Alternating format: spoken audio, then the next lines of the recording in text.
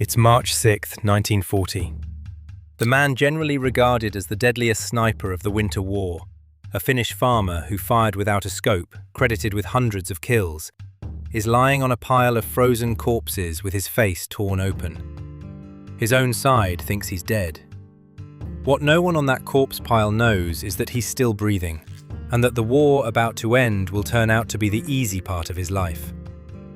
By the time the bullet finds him, Häyhä has spent months on the Kolar front, a sector hit by repeated Soviet assaults. Wartime tallies credit him with between 219 and 259 kills. His own later memoir estimates around 500.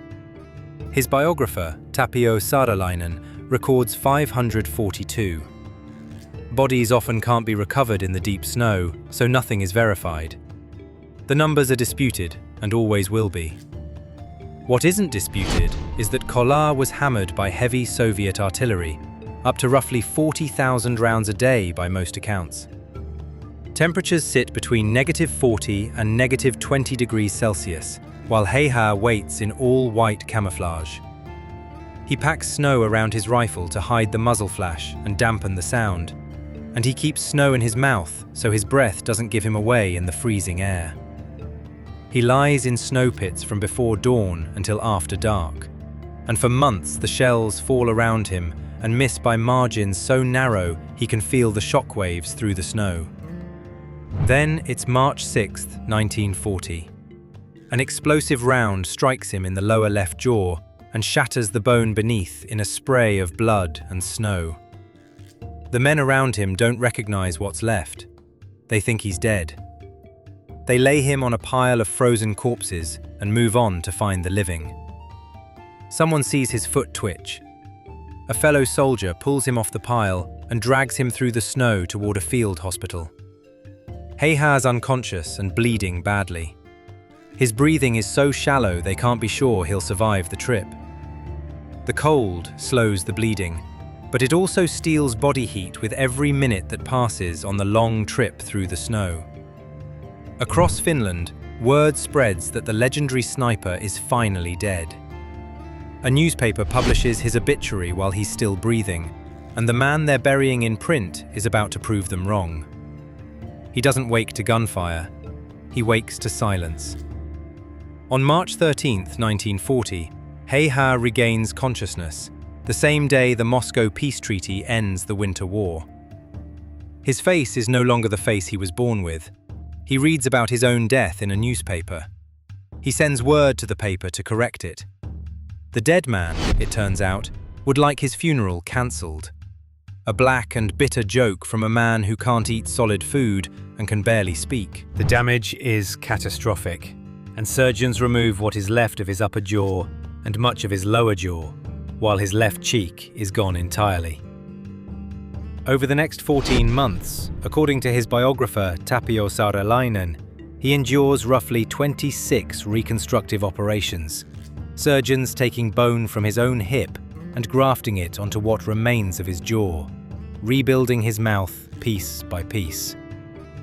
The pain is constant, and the scarring is permanent.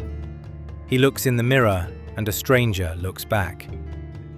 The hospital becomes his new front line, and each operation is an assault on a body that has already given far too much to a war that is supposed to be over. The anesthesia doesn't always work the way it should. He feels the cuts, the grafts, and the bone being shaped and sewn into place. He endures it the same way he endured the snow and the silence of Kolla. He doesn't complain. After about 14 months, in the spring of 1941, he finally leaves the hospital and returns to civilian life. He's disfigured and in pain that'll never fully go away. When the continuation war begins in 1941, he asks permission to return to the front. The army denies his request.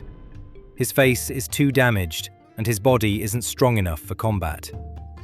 He spends the war years on the home front, learning how to live with a face that makes children turn away and strangers look twice. The soldier who once moved through snow like a ghost now moves through crowds in silence. The man who comes home will spend the next 60 years refusing to say a word about what he did, until two questions, decades later, finally pull it out of him. He was born on his father's farm in the Rautjärvi, in territory Finland ceded in the peace. So after the war, he starts over as a farmer in Ruokolahti, near the new Soviet border. He never marries. The face that makes strangers look twice keeps him out of crowds, so he chooses the work that needs no one: the forest, the rifle, the dogs. The same stillness that kept him alive at Kolla now fills 60 years. His favorite hunting dog is named Kille, and he wins the Ruokolahti Hunting Society's Game Cup 5 times in a row from 1962 to 1966. Finnish President Urho Kekkonen travels to the countryside to shoot moose with him, a man who never mentions the war unless someone asks first. On the board of the Kolla Fighters Brotherhood, an association for the men who held that line, he keeps the same silence he kept in the snow. When a reporter asks him in 1998 how he became such a good shot, he answers with a single word. That word is practice. When a journalist asks him in December 2001 whether he feels remorse for killing so many men, he replies that he did what he was told, as well as he could, and that there would be no Finland unless everyone had done the same.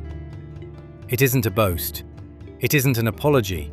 It's just the truth as he sees it. The man, generally regarded as the deadliest sniper of the Winter War, lives out his life without ever mentioning the kill count, the corpse pile, or the bullet that should have ended everything. Because he doesn't see himself as a story worth telling. He doesn't write memoirs for the public or sell his story, and he only attends ceremonies when someone asks him directly. When people stare at his face, he doesn't explain.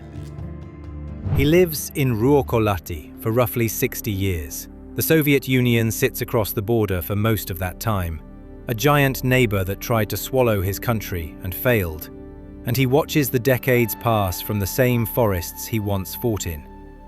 The snow still falls, the moose still move through the trees. He still knows how to wait, how to watch, how to survive. Neighbors describe him as quiet and peaceful. Children who see his face for the first time sometimes stare, and he doesn't blame them. He knows what he looks like. He has lived with it longer than he lived without it. The pain never fully goes away, but he doesn't mention it.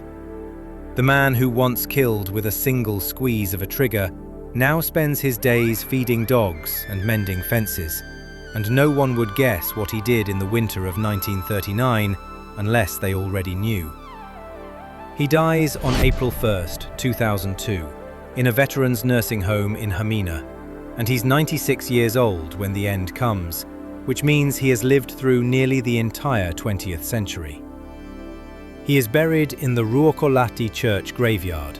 His gravestone reads, "Home, religion, fatherland." The words are simple, direct, and final, like the man they describe. The Soviet Union dissolved more than a decade earlier on December 26, 1991, and the empire that tried to break Finland has already ceased to exist, while the man it couldn't kill is still breathing. The man, generally regarded as the deadliest sniper of the Winter War, has outlived the entire Soviet system. The country that shot him in the face no longer exists, but the country he fought for still does. He never turned his story into a book or a broadcast, and he didn't leave behind a testament to his own greatness because he never believed he was great. He never believed the bullet missed either. It just wasn't enough. For more deep dives into the human mechanics of war, make sure you're subscribed to the channel.